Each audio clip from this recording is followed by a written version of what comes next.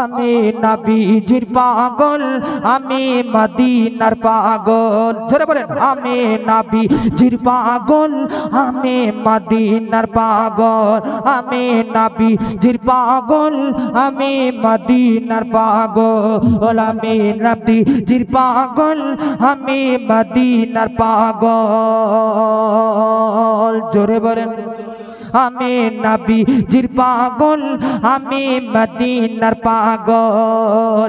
নবীর প্রেমে, নবীর প্রেমে দিতে রাজি, নবীর প্রেমে দিতে রাজি জীবনের সকল।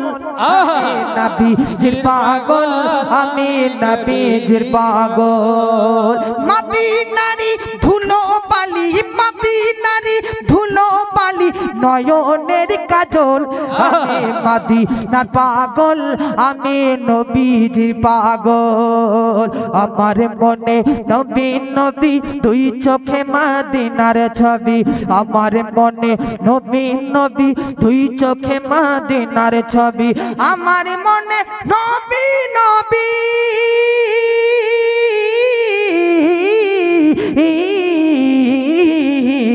আমার মনে নবী নবী দুই চোখে মদিনার ছবি।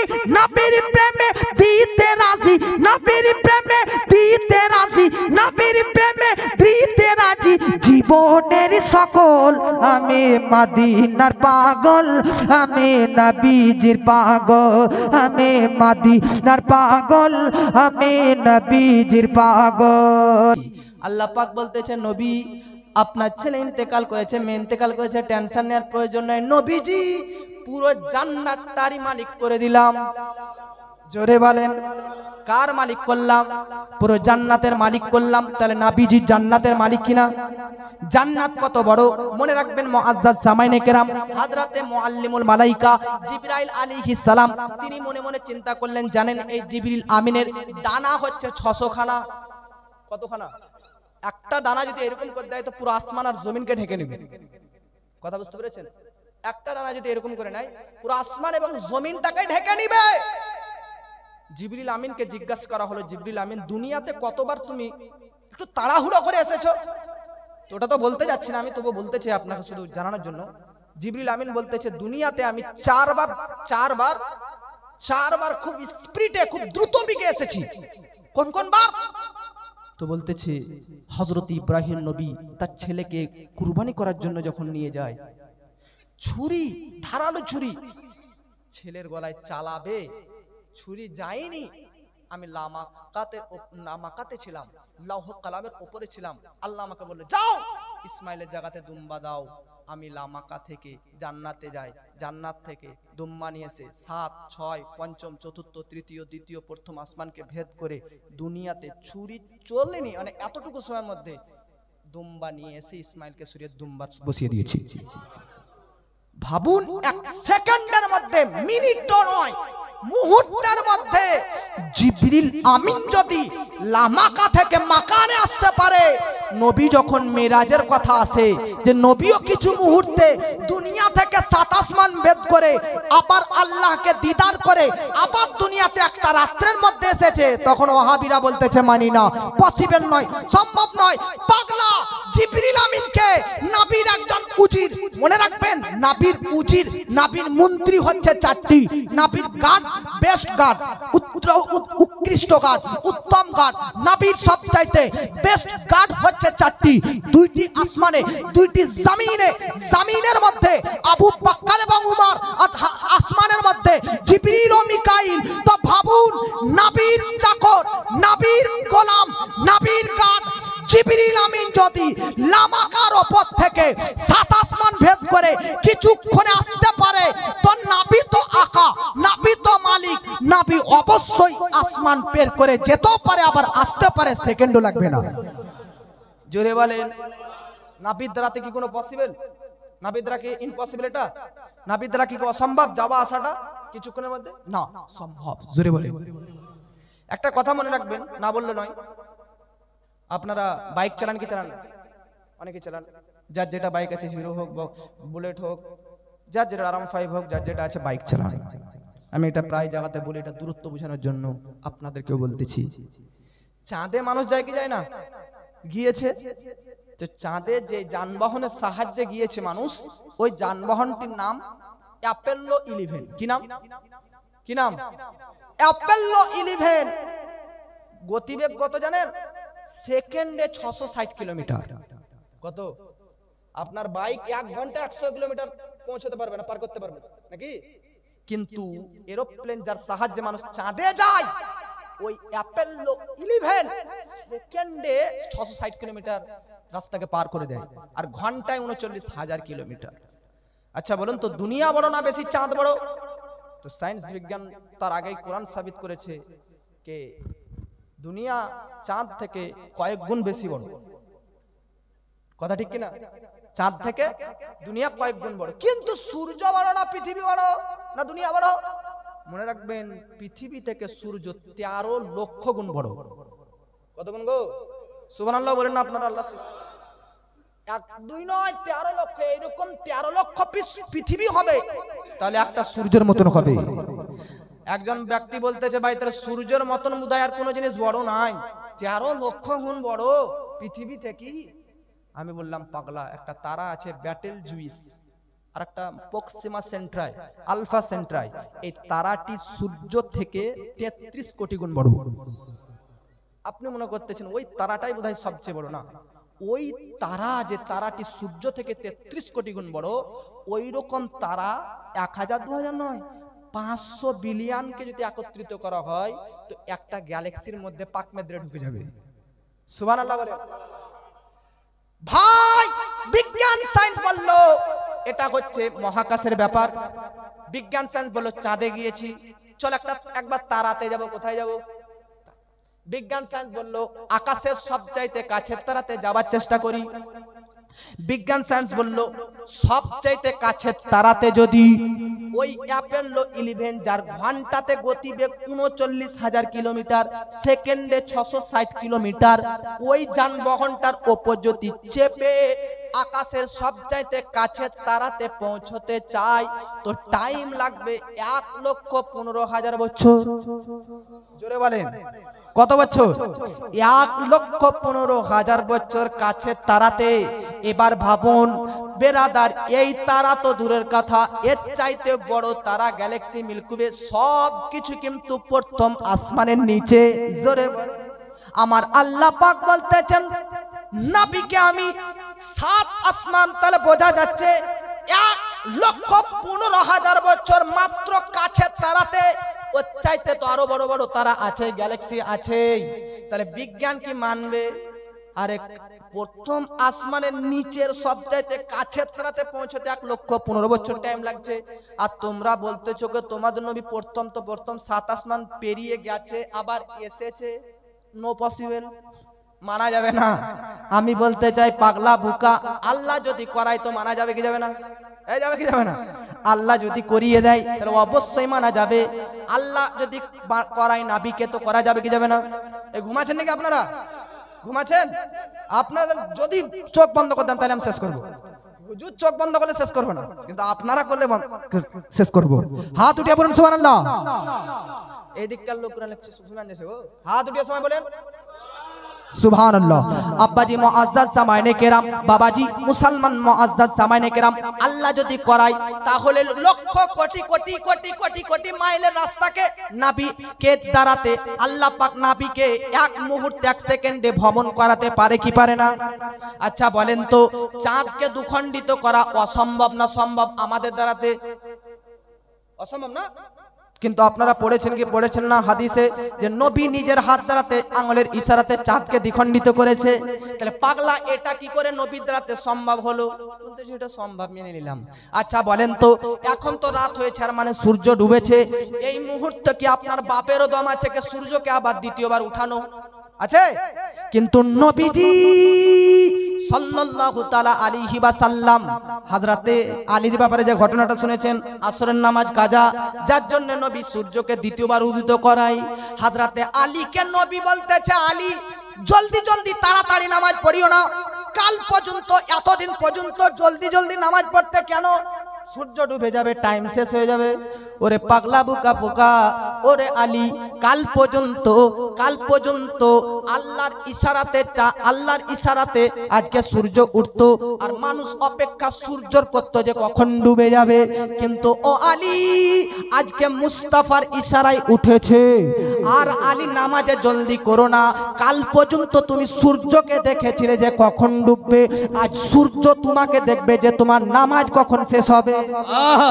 জোরে বলেন বাবাজি।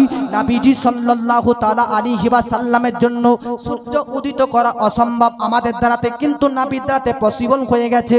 বাবাজি বলেন তো, কাকর পাথরের দ্বারাতে কথা বলানো অসম্ভব না সম্ভব? অসম্ভব কিনা? আবু জেহেল কাকর পাথরকে ভরে এনেছে, আসার পর বলতেছে, বলতো বাবু কি আছে, বলতো ভাতিজা কি আছে।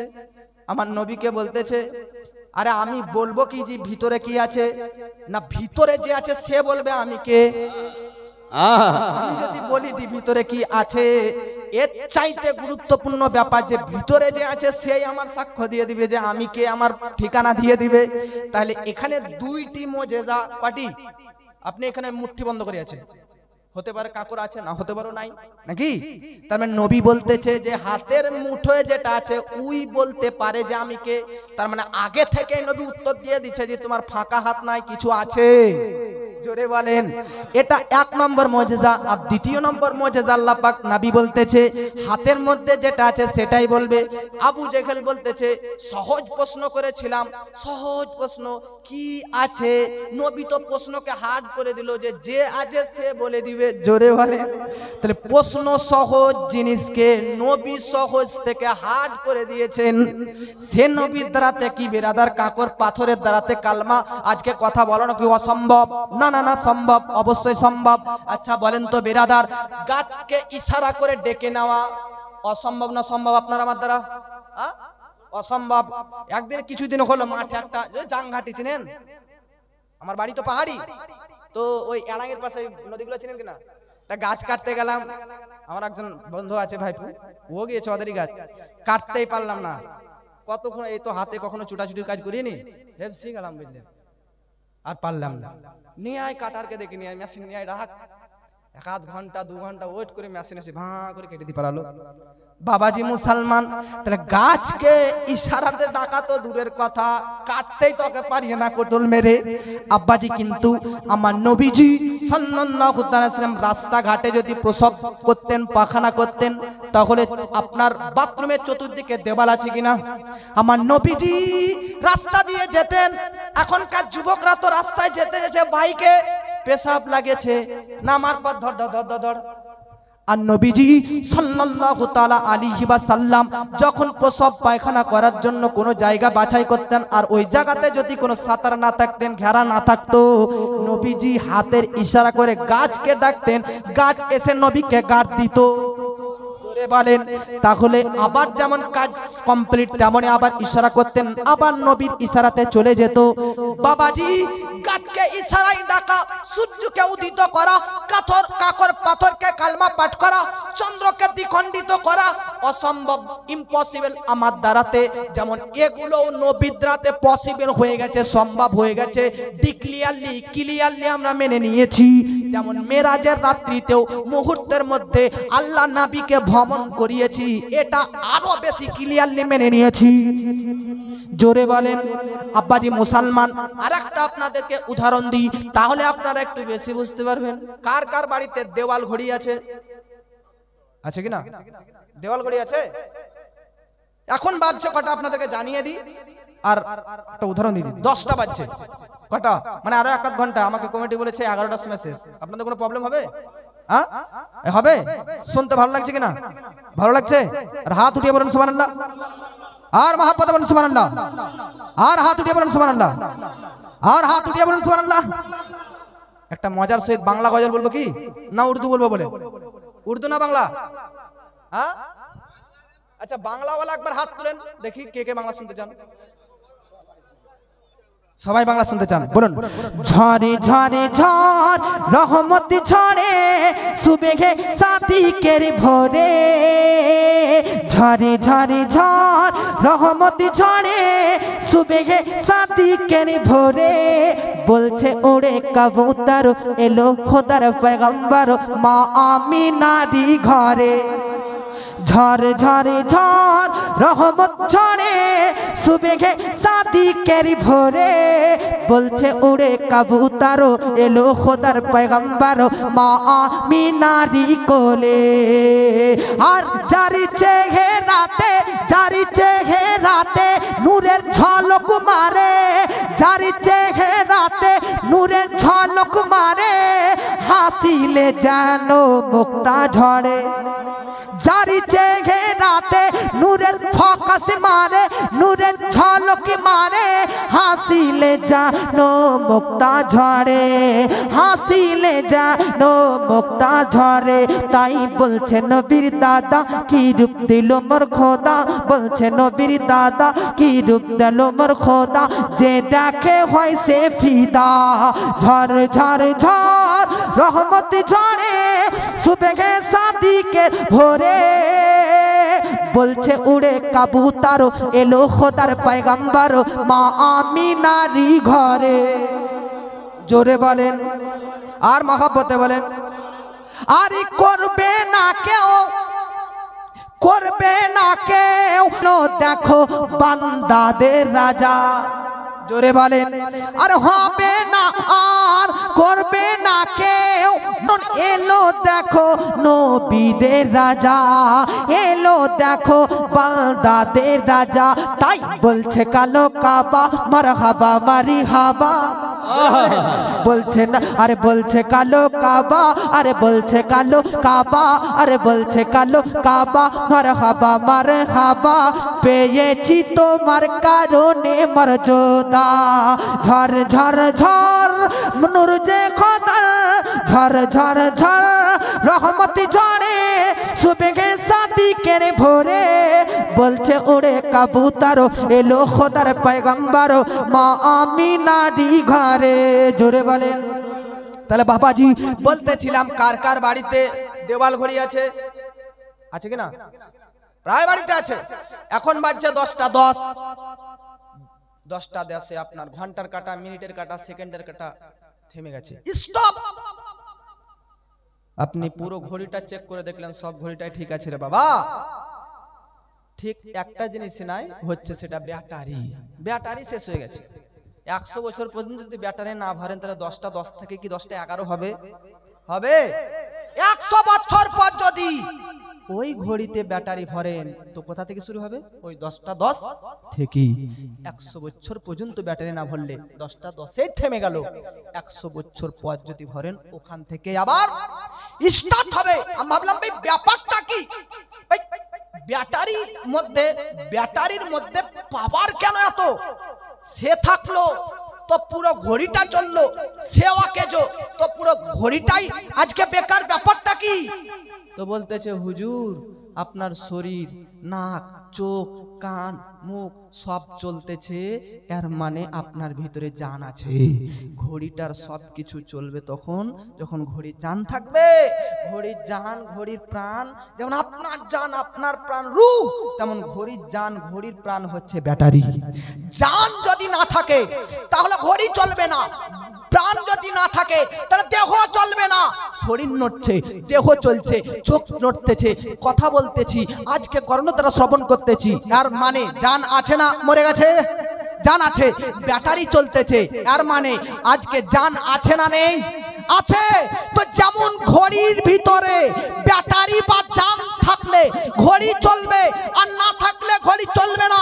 ঠিক সেই রকম এই পুরো পৃথিবীটা হচ্ছে একটা ঘড়ির মতন আর এই পুরো পৃথিবীর ঘড়ির জান প্রাণ হচ্ছে আমার আপনার নবী মুস্তাফা নবী যখন আমার আপনার নবী পুরো পৃথিবীর জান পুরো পৃথিবীর প্রাণ বাংলাদেশের জান পাকিস্তানের জান ইন্ডিয়ার জান সব কিছু জান নবী আরে পাগলা ঘড়ি থেকে ব্যাটারি বার করলে ঘড়ি অফ সেকেন্ডের কাটা অফ মিনিটের কাটা অফ ঘন্টার কাটা অফ যে নবী রূহ বডি শরীর দেহ সহকারে আসমানে মেরাজে চলে যায় তখন তো পৃথিবীতে নবী জান নেই পৃথিবীতে তো নবী ব্যাটারি নেই বুঝতে পারছেন কি কথা না নবী যখন মেরাজে যায় তখন তো নবী পুরো পৃথিবীর জান ব্যাটারি তিনি তো পৃথিবীতে নেই পৃথিবী চলবে কি করে, পৃথিবী চলবে কি করে, পৃথিবী অফ, পৃথিবী অফ, পৃথিবী অফ।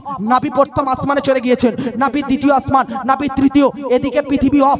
নবী 7 আসমান পার করতেছেন, এদিকে পৃথিবী অফ, এদিকে জান্নাত জাহান্নাম নহ কালাম আরশ কুরসি সব কিছু দর্শন করতেছে।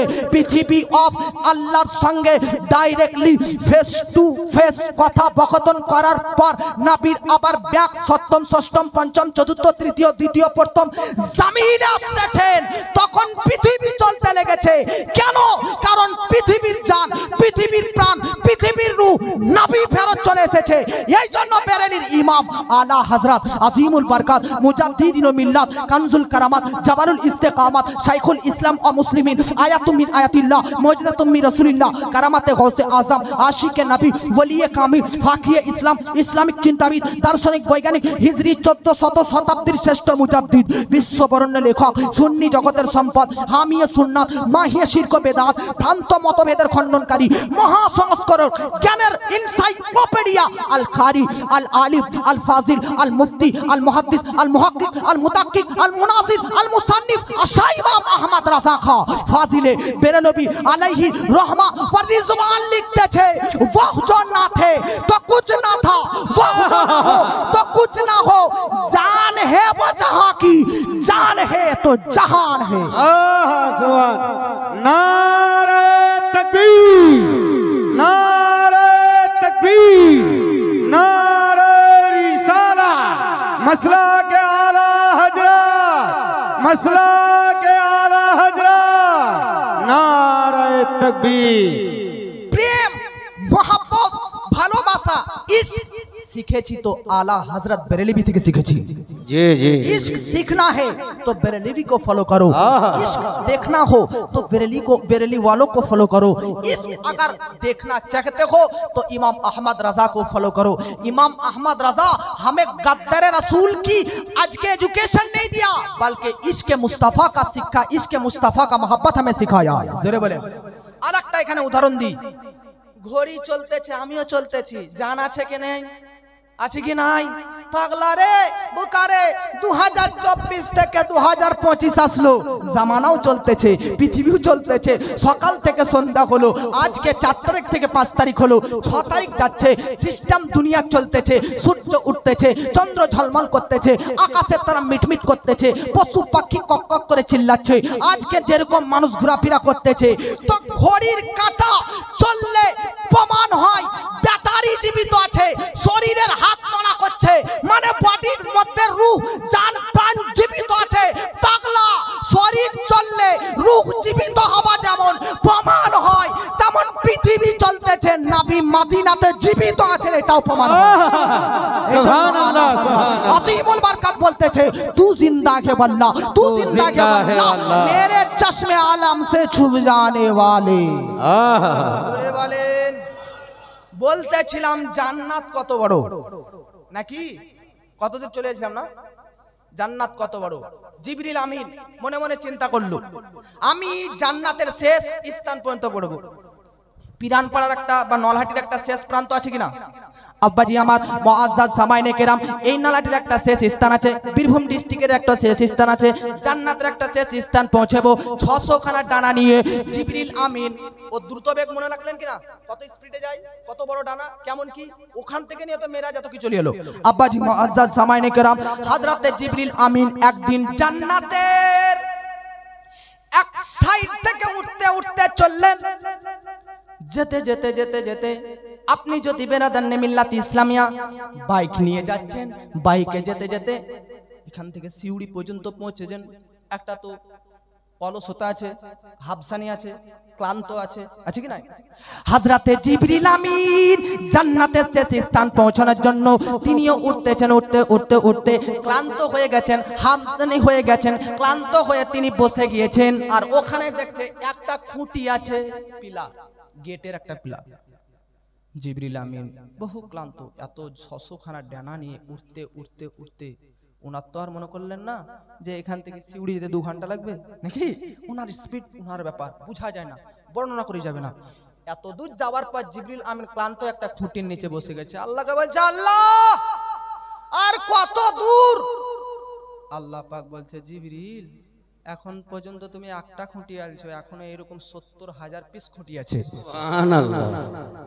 पागल, এত বড় জান্নাত का मालिक हमारे आका को रब ने बनाया। जोरे बोले, नबी का कोई टेंशन रहेगा? नबी का कोई फिक्र रहेगा? ওগো নবীজি ছেলে ইন্তেকাল করেছে, মেয়ে ইন্তেকাল করেছে, এখানে একটা কথা বলে বক্তব্য এবার একটু খাজা মঈনুদ্দিন চিশতি পর্যন্ত এই থেকে যাবে। দেখুন আজকে মুআজ্জাজ আমাইনে কেরাম, আপনাকে ওই যে বললাম ছেলে ইন্তেকাল করলে সরকার তরফ থেকে অনুদান দেয় সান্ত্বনা দেওয়ার জন্য, এটাও নবীজির ইন্তেকাল। এটা সূরা কাউসারের এগুলো তাফসীর হচ্ছে। আল্লাহ পাক বলতেছে নবীজি সাল্লাল্লাহু তাআলা আলাইহি ওয়াসাল্লাম সূরা আল কাউসারের ব্যাখ্যা পড়ে আমার মতন মৌলবি শেষ করতে পারবে না। আমি সূরা কাউসারেরই ব্যাখ্যা 1 মাস থেকে ওয়াজ করছি, প্রত্যেকদিন নয় তবু অনেক জায়গাতে, হ্যাঁ শেষ করতে পারি না। সূরা কাউসারের বাস্তব বলতেছি, ইউটিউবে জানা আমার সূরা কাউসারের তাফসীর, কোথাও লিয়াউল হাম, কোথাও মাকামে মাহমুদ, কোথাও ইলমে গায়েব, কোথাও হাউজে কাউসার, কোথাও হাজির নাজির, এগুলো যে কাউসারের মধ্যে পড়ে সব আল কাউসার, খায়রে কাসির কে কাউসার বলে। আলিম হ্যায় समझते हैं, এই যে নাসিবুল সাহেব আছে জানেন। আর এটা বলে আমি একটু যাচ্ছি। আল্লাহ পাক বলতেছেন নবীজি আপনার টেনশন করার প্রয়োজন নেই, চিন্তা করার প্রয়োজন নেই, আপনাকে আমি লিয়াউল হাম এবং মাকামে মাহমুদ দান করলাম। সুবহানাল্লাহ বলেন। কতজন সুবহানাল্লাহ বললেন আর কতজন লিয়াউল হামদ আর মাকামে মাহমুদটা বুঝলেন? একবার হাত তোলেন। লিয়াউল হামদ আর মাকামে মাহমুদ কে কে বুঝলেন এই জিনিসটা? বুঝেননি গো? একটু বুঝা देता हूं, বুঝা दूं एक मर्तबा हाथ उठाकर पढ़िए सुबहानअल्लाह। वाह वाह वाह, भूलले हाथ तुलছেন গো, একবার না বলাতে হাত তোলেন তো। वाह वाह वाह, আরেকবার হাত তোলেন বলেন মাশাআল্লাহ, হাত উঠিয়ে বলেন সুবহানাল্লাহ। নূর নবীজি আমিরা তোমায় ভুলতে পারি না, তোমার আম্মা আমিনা গো তোমার দুধি মা হালিমা, তোমার আম্মা আমিনা গো তোমার দুধি মা হালিমা, তুমি জন্ম নিলে মা আমিনার ঘরে, ফারিসি তারা আসে সেই ঘরে, তুমি সিরাতে রাসূল মারিফা তেরি বুলবুল, তুমি সিরাতে রাসূল মারিফা তেরি বুলবুল, তোমার দুয়া কবুল করিতে খোদা দেরি করে না, তোমার আম্মা আমিনা গো তোমার দুধি মা হালিমা, তোমার আম্মা আমিনা গো তোমার দুধি মা হালিমা, নূর নবীজি আমিরা তোমায় ভুলতে পারি না, তোমার আম্মা আমিনা গো তোমার দুধি মা হালিমা। জোরে বলেন ও নবীজি টেনশন করার প্রয়োজন নেই, নবীজি চিন্তা করার প্রয়োজন নেই। ওগো নবীজি আপনাকে আমি লিয়াউল হাম দান করলাম। জোরে বলেন, কথা বলা বলি করছেন আপনারা। লিয়াউল হাম জানেন কি জিনিস? শর্টকাটে বলে দি, 12ই রবিউল আউয়াল আসলে পতাকা উত্তোলন করা নিয়ে ঝামেলা করে কি করে না কিছু বাতিলপন্থী? এ করে কি করে না? সুন্নিদেরকে টার্গেট বানিয়ে সাধারণ সুন্নিদেরকে বলে ক্র্যাক মেরে বলে পাগলা বোকা, ঝান্ডা পতাকা উত্তোলন করছিস কেন রে পাগল? আমি বলতে চাই পাগলা, 12ই রবিউল আউয়াল উপলক্ষে, নবী দিবস উপলক্ষে সুন্নি জনতা, সুন্নি সাধারণ সুন্নিরা পতাকা উত্তোলন করা দেখে, ঝান্ডা উত্তোলন করা দেখে তোমরা বাবু অবজেকশন জানাও, বিরোধিতা করো, কোশ্চেন করো, প্রশ্ন করো। আমি বলতে চাই ঝান্ডা উত্তোলন করা যাবে, এই ব্যাপারে দলিল তো দিচ্ছি না কিন্তু শুনিয়ে যাচ্ছে একটা কথা শুনেন। আমি বলতে চাই বিরোধী পার্টিদেরকে দুনিয়াতে 12ই রবিউল আউয়াল উপলক্ষে হোক বা অন্য সময়ে হোক পতাকা উত্তোলন করা নিয়ে, সামান্য পতাকা উত্তোলন করা নিয়ে ঝামেলা করতেছো বাবু, আজকে বিদ্যান্ত তৈরি করতেছো হাজরাত। আমি বলতে চাই দুনিয়াতে পতাকা তোলা নিয়ে ঝগড়া করতেছিস, শুনে নে কান খুলে, হাদিস শরীফের মধ্যে আল্লাহ পাক বলতেছে নবীজি দুনিয়াতে বান্দাদেরকে কি করলেন, কি কারণে পাঠালে, আমারা কি করতেছে? বান্দারা দুনিয়াতে পতাকা ঝান্ডা নিয়ে বিরোধিতা করতেছে, কিন্তু নবীজি আমি আল্লাহ দুনিয়াতে এরা ঝান্ডা নিয়ে ঝগড়া করতেছে, আর আমি আল্লাহ আপনার নামে হাসরের প্রান্তরে একটা নিজেই পতাকা তুলে দিব। জোরে বলেন কি তুলে দিবে? ওই পতাকার নাম হচ্ছে লিয়াউল হাম। পতাকার নাম কি? 12ই রবিউল আউয়ালে এই যে হুজুর নবী দিবসের টাইমে একটা পতাকা এক হাতে আর এক হাতে মাইক্রোফোন নাকি এক হাতে পতাকা, এক হাতে মাইক্রোফোন। এখনকার এইসব ঝান্ডা পতাকাগুলো এতটুকু হয় নাকি? কোনোটা 5 ইঞ্চি, কোনোটা 5 ফুট, কোনোটা 10 ইঞ্চি, কোনোটা 15 ফুট, এরকম করে হয় কি হয় না? কোনোটা 2 মিটার, 3 মিটার, 1.5 মিটার। আপনি জানেন মুআজ্জাজ, কিয়ামতের মাঠে আল্লাহ তাআলা নবীর নামে যে পতাকা তুলবে ওটা কত বড় জানেন? কত বড় জানেন? হাদিস শরীফের মধ্যে লিপিবদ্ধ রয়েছে, নবীর নামে কিয়ামতের মাঠে যে পতাকা ওঠা হবে, ওই পতাকা এত বড় যে ওই পতাকার ছায়াতেই আদম নবী থেকে কিয়ামতের শেষ পর্যন্ত সব মানুষ হেঁটে যাবে। জোরে বলেন, শুরু থেকে শেষ পর্যন্ত সব মানুষ ওই ছায়াতেই দাঁড়িয়ে থাকবে, তবুও ছায়া শেষ হবে না। কত বড় পতাকা ভাবুন। এবার আমি বলতে চাই, ওই নবীর নামের ঝান্ডার নিচে দাঁড়িয়ে আদম থেকে কিয়ামত পর্যন্ত মানুষরা কি করবে, কি করবে, কি করবে? বলতেছে নবী শুধু আপনারই প্রশংসা চলবে। জোরে বলেন। এই জন্য তো বলতেছে লিয়া উল হাম, হাম মানে প্রশংসা। এই জন্য তো ওই জায়গাটাকে বলতেছে মাকামে মাহমুদ, পতাকার নিচে আপনারই শুধু পতাকার নিচে আপনারই শুধু প্রশংসা চলবে, আপনারই মর্যাদা বর্ণনা করা হবে। ওরে পাগল রে, ভাবিস না এটা এইরকম বলে চলে গেলাম। শুধু তাই না, এটা যে হাদিসে লেখা আছে এটা নাই, কুরআনেও এটা লেখা আছে। কোথায়?